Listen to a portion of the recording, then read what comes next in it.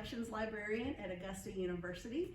And she's here from Idaho back down to Augusta, Georgia. And so we're just thankful to have her here to tell us more about manuscripts. So y'all give a warm welcome to Courtney.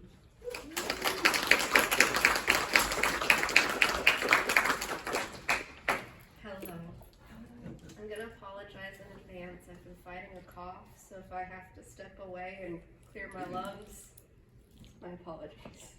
But I'm really excited to talk to you about preserving manuscripts and kind of what we do in archives and special collections to do that, and hopefully share some tips on what you could do with your own manuscripts if you have them at home.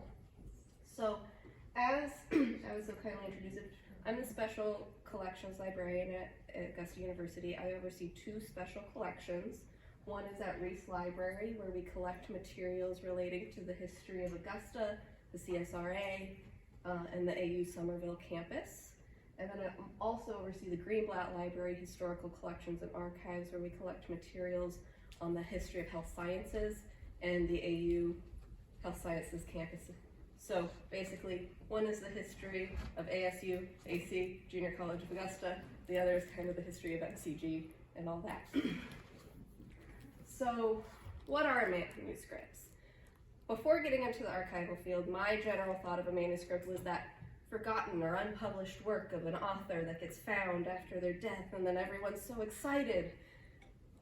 That is a manuscript, but not the same as what I deal with generally. Or it's a book or document, something handwritten. In archives, manuscripts or manuscript collections refer to a large body of materials. Basically, they are materials that were created or collected by a person, a family, or an organization. It can be that author's manuscript. It can be a handwritten document, but it can be letters, diaries, scrapbooks, typescripts, computer documents, photographs and negatives, as well as audiovisual materials, and your computer files of your Word document, your graphics for your class, data collected. So it can pretty much be anything in archives. So there's a lot of things to consider when you're preserving them. I'm going to focus primarily on what you do to preserve paper materials, because in a lot of archives, the large majority of what you're dealing with is paper. And at least in my experience, a lot of what I have in my own family that I want to preserve is paper or photographs or things like that. So what is preservation? I went too far. Often, preservation and conservation are used interchangeably. Preservation is an overarching term. It is to do what you can to stop the deterioration of items. Conservation is a little different. Usually it is to kind of take something back. Conservators will do a physical or a chemical change to an item to take it back kind of to a previous to stop the decay. Conservators have a lot harder training. They have to do hard sciences like chemistry and biology and learn about chemical compounds and how things interact. Archivists usually just get kind of basic preservation of like, how do we stop things from deteriorating faster? When I get asked what I do, I'm like, I stop things, or I try to slow how fast things die, because there's nothing you can do to completely stop something from decaying, but you can do things to slow it down and prevent it from decaying further. So there are 4 kind of basic areas of preservation that I'll talk about. There are a lot more. These are like the 4 cornerstones of what we deal with every day. And again, these are for primarily paper materials. They apply to a lot more, but when you get into audiovisual things, magnetic tapes, negatives, some of the specifics change.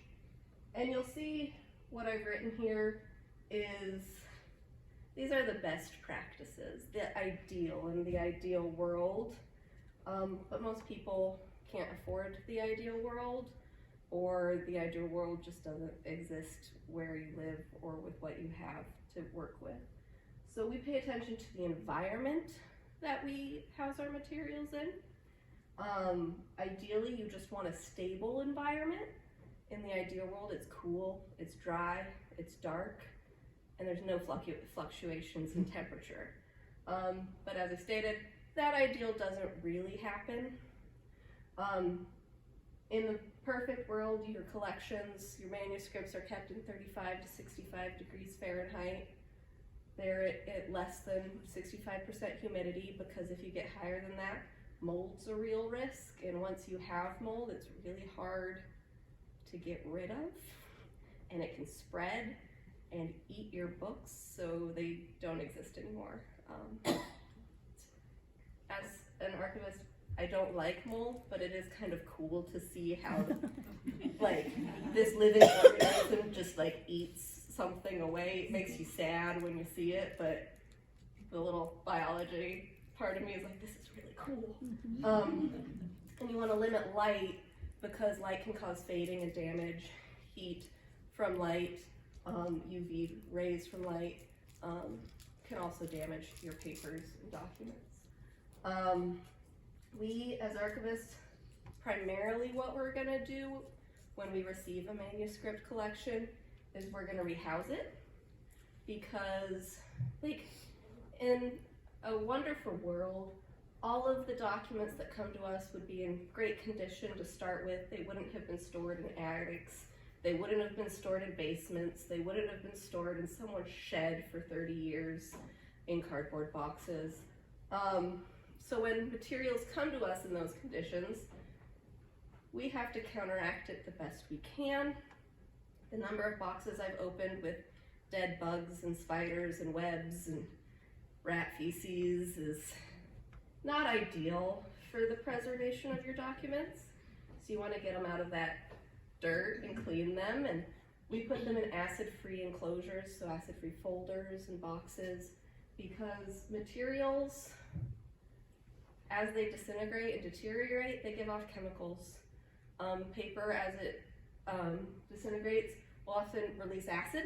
If you've ever seen old newspaper clippings that have been like glued or taped to a paper, and the glue fades and it comes off, and you notice there's an outline that's orange or yellow on that sheet of paper, that's the acid release from the deterioration. And that can damage whatever it's touching next to it. So if you have, a disintegrating newspaper clipping next to, a really important letter that was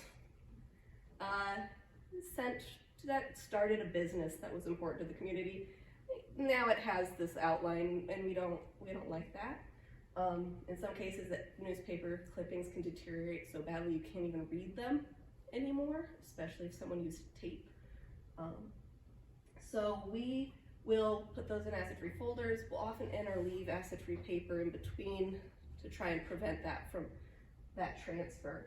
We also remove damaging fasteners, so rusty paper clips, rusty nails, anything with rust. If it's turned brown and stained your paper, we don't like it.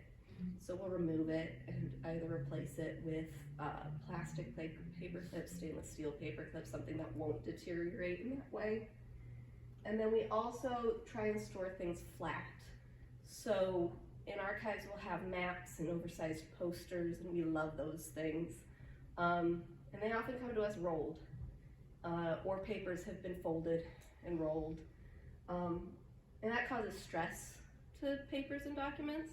So you've basically, with a folded piece, you've weakened where it is and it's more likely to tear in the future.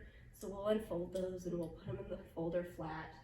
We'll unroll things and try and relax them and store them flat, because every time you unroll a document, you're causing damage to it, and eventually it might crack along those lines. So we do what we can to try and mitigate that. If we're really fancy, I don't have one of these. Some institutions have like humidifiers that can help relax those papers. I, at my previous job, created one, and I was really proud. I hodgepodged one together, and it worked great. We also pay attention to the handling of our materials. So we just try to be careful. Most damage to anything comes from human error. So When we can, we always have clean hands because our hands are full of oils and stuff, so you want freshly washed hands. We do that for paper documents. If it's like a photograph or negative, you'll want to use gloves because they'll leave fingerprints and whatnot in ways that are more damaging than on just regular paper. With paper, there's always a debate among archivists: gloves, no gloves, cotton gloves, plastic gloves. Generally, most archivists will say just clean hands for paper because you lose dexterity when you have gloves on. So you're more likely to damage the document from an accidental tear or something. But negatives and photographs, because they're glossy images, gloves, either cotton or nitrile. It's up to you. Everyone has their own preferences. The other thing that we often do is duplication of materials. When I say that, I don't mean we make 50 copies of something and keep them. If there's 50 copies in a collection, honestly, we'll usually weed it down to 3 or 5, because having duplicates is good in that case for manuscripts. But when you're concerned about handling of materials, say you have Civil War letters from 1864 and they're fragile and you've done everything you can to preserve them, still every time they get used, they're getting exposed to light, they're getting exposed to the chance of damage. So what you can do is you can duplicate them. You can photocopy them, you can digitize them. Newspaper clippings, like I've already mentioned, deteriorate really badly. What you care most about with newspaper clippings is the content, not necessarily the form of the material. It's not the full newspaper, it's not usually part of a full collection. It's someone who's like, the information on this is really important for whatever you're studying or whatever they were collecting. So often you can photocopy those, and then when a researcher comes, you can just hand them the photocopy and it doesn't damage the original. We reformat materials because technology advances, and not many of us have cassette players anymore, I don't think, or laser disc players, or beta film floppy disks. So when you have like a cassette, reformatting is just kind of moving it to another format that's more accessible. So at one time it was the audio cassette to the CD. Now more often than not, when you can, it'll be digitized, but digitization of materials opens a whole new can of worms for preservation issues, which I'll go into just very minimally, the basics, because I am not an expert on digitization, like the whole background of it. But some things to consider if you do decide you have these photographs from your mother, grandmother, great-grandmother, you want to scan them so they're preserved or share them. So there are some things you should consider when you do that. And these are 4 kind of basics. When you're digitizing, pay attention to the file format that you're turning it into. It's more than just scanning an image and done. There are different file formats for papers, photographs. 2 of the big ones that we use are TIFF files or JPEGs. I think JPEGs are generally well known. I'm seeing some nodding heads that people know what a JPEG is. TIFFs are the preservation standard in the archival field. The reason is TIFFs are a lossless format. They hold a lot more data. They don't lose that data, but they're very large files, so they're hard to store unless you have the appropriate space. JPEGs are used by archives more generally for access copies. So what we'll do is we'll scan a file to a TIFF, and then we'll use a program and we'll turn it into a smaller JPEG and share that. If you've ever found old pictures from a museum or archive online, you're likely seeing the JPEG. If you're a researcher who has a presentation coming up, you're asking for the TIFF, because when you scale it up in a presentation, you don't lose anything, unlike with a JPEG where it might get blurry. When you're naming your files, You want to be very descriptive and avoid spaces in the file names. There's nothing worse than getting a donation of images from someone and they're image 1, 2, 3, 4, 5, 6, 7. They weren't in a folder. They're just, you were told these are pictures of my grandmother in the 60s. That's great. I love it, but it's not helpful when you're looking for a specific image. It's not helpful if something accidentally gets filed in the wrong place. It's overall not helpful. So this is what I do with my own personal images when I upload them onto my computer, is I put a descriptor. So say I took a picture on a day when I was at the Augusta Canal. I call it Augusta Canal. When did I take the picture? I put the date. I took it in 2023, November. And then you have the number of the images, because I'll likely have taken more than one. Those would probably be JPEGs. I put TIFF up there, because that's fun for me. But you don't want spaces, because some operating systems for computers don't read spaces when you're trying to run a program, so it can cause errors.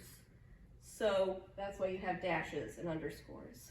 So you just want to use plain text, give as much information as you think would be pertinent for somebody, whether you, a family member, would be like, where's this picture from? Oh, that's from when we went to the canal that one November day. It's great. The other thing to consider is you always want backups, because in my life, and I assume in yours, technology has failed. Something has gone wrong. A file you're sure you're saved has disappeared. So in archives, they call it locks, which is lots of copies kept separate.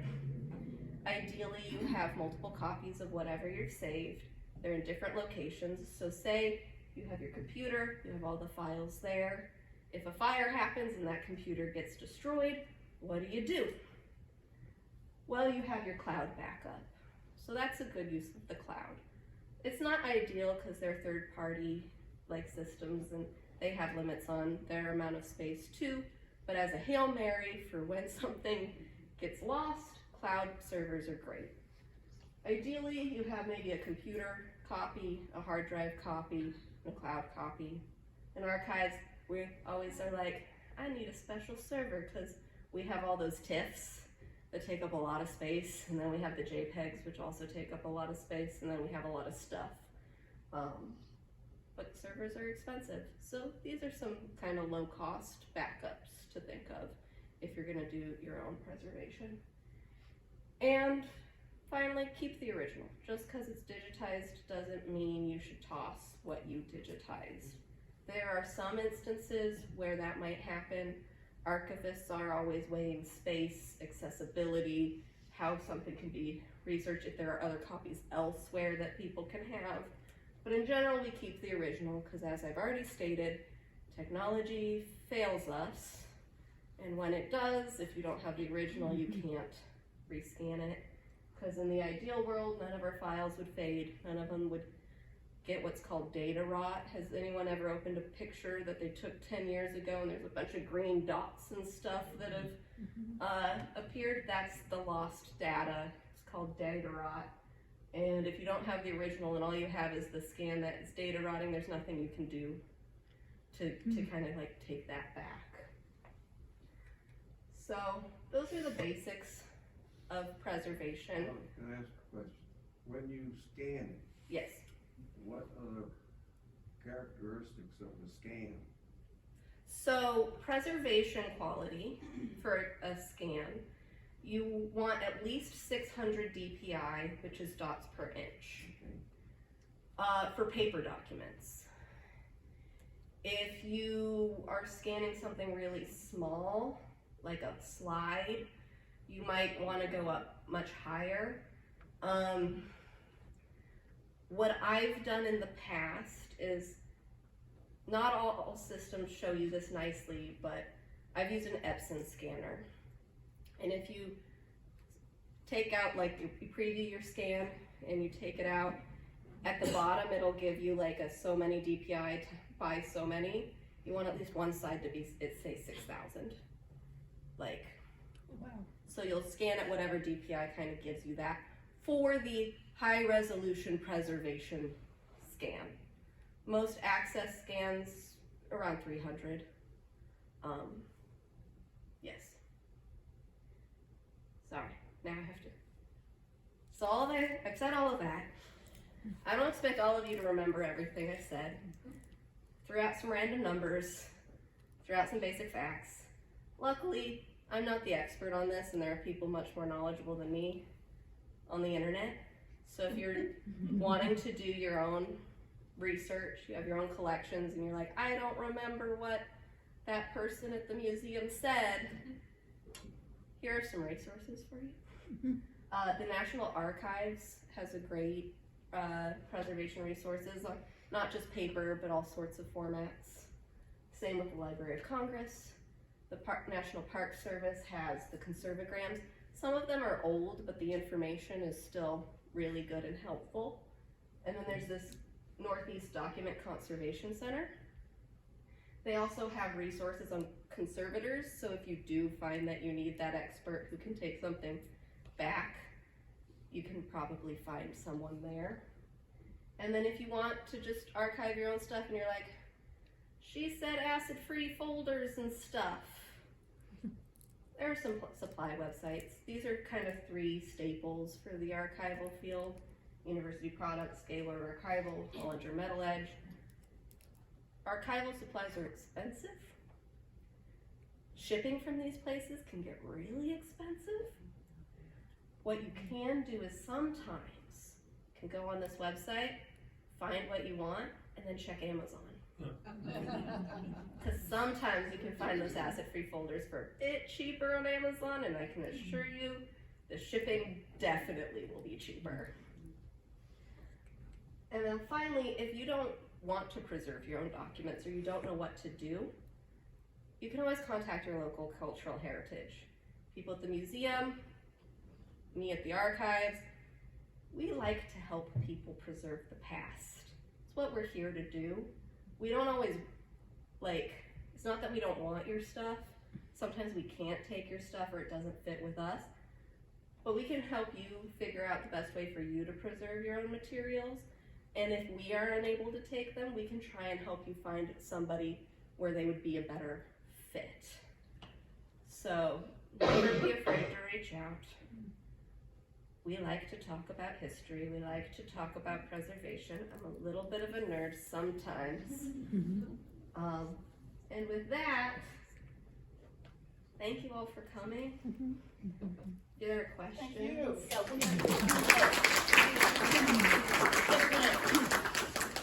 In digitizing, Yes.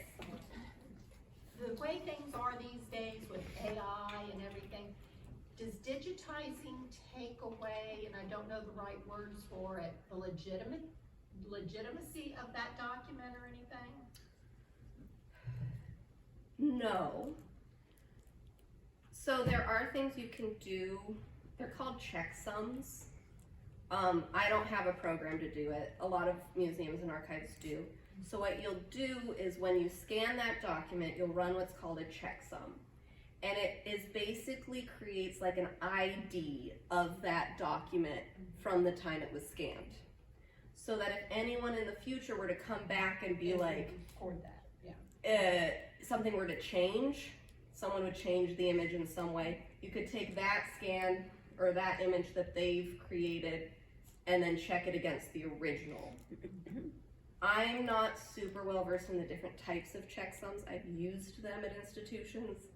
So I don't know if there's like the cost of those programs. For personal preservation, it's not as necessary for like an institution. But there are ways to mitigate that. Yes. What's the ideal level of humidity then when storing documents? Because I imagine if it's too dry, that would also be damaging. It could be too brittle. Pretty much just under 65% is the standard. It's unlikely you're going to be in a place that gets so dry that it damages them. 35 to 50 is probably what I would shoot for. It's harder in places like here. I'm from Idaho. We didn't have to worry about humidity. We had to worry about smoke because we had fire season. Here it's a little different because it gets real humid. And there's also a lot of fluctuation in temperature between seasons, which is why if someone stores their materials in their attic, it might not be best for those materials. But the general thing is just under 65%. Do you ever worry about with the scanner, the actual light, like scanning an item, could it harm an article or a letter or something like that? With light, you're more concerned about prolonged exposure to light. With a scanner, you're only usually going to have the light shining on the document for, depending on the DPI resolution you're going for, couple minutes max for like a really big document. Right. Also, the type of light you're using matters. A lot of places are switching to LED because they don't give off the heat, so that helps with that. But the amount of light exposure from how long it takes to do a scan isn't going to do enough damage to warrant not scanning it. Gotcha. Courtney, you may want to explain your Epson computer. Oh, yes. It's not the kind you get at just the Office Walmart. Max, yeah. It doesn't work that way. But tell No. us what you got. The Epson scanners I'm talking about are expensive. The one I'm hoping to get soon, but there's no guarantee I can get it, is like a large flatbed. It can scan photographs and negatives and do all sorts of digitization. If you're digitizing at home, you can do it with a smaller scanner, but you're not going to have the same quality. But I imagine that the same program, so that it has the same settings that you can kind of play with, they just might not be quite as high. Yes. If someone wants to be an archivist like you, what kind of path do you take to get there? There are many paths. Or I guess what was your path? My path is, I was a student of anthropology at the University of Idaho. I volunteered at the anthropology lab my senior year, and I really enjoyed trying to find out what old stuff was that we didn't know what old stuff was. The curator there was like, hey, have you thought about museum studies? And I was like, I don't know what that is. And then I looked into it and I was like, oh, I like museums, that sounds fun. So I got a degree in museum studies. And then during my program, I was a graduate assistant in some archives and a digitization center. And so that kind of set me on the archival path because most of the experience I got during my program was archives. You can also get an MLIS with a concentration in archives, and I would hesitantly argue that you're more likely to find a job if you have an MLIS because a lot of academic libraries with archives require that.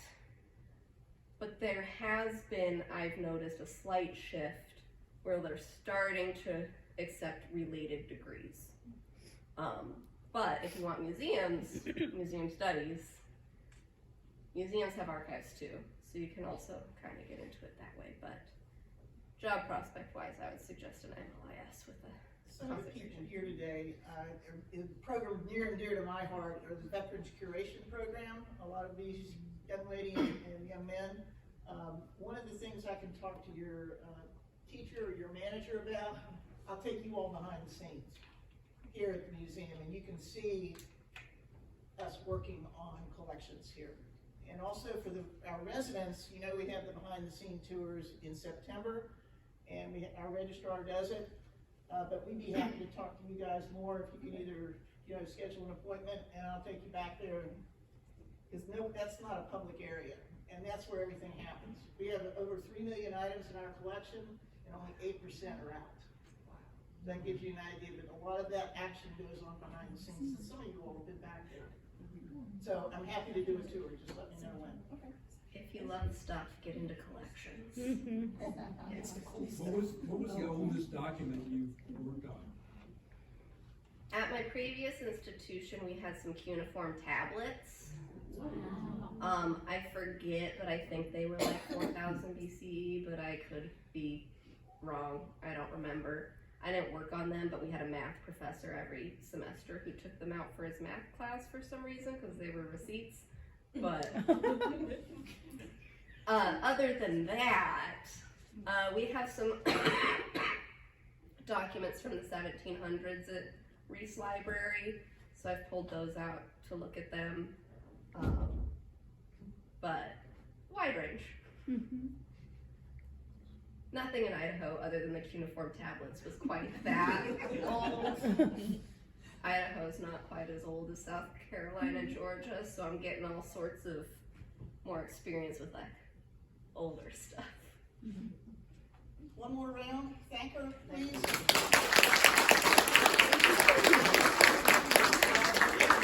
Genealogy next month is gonna be sensational.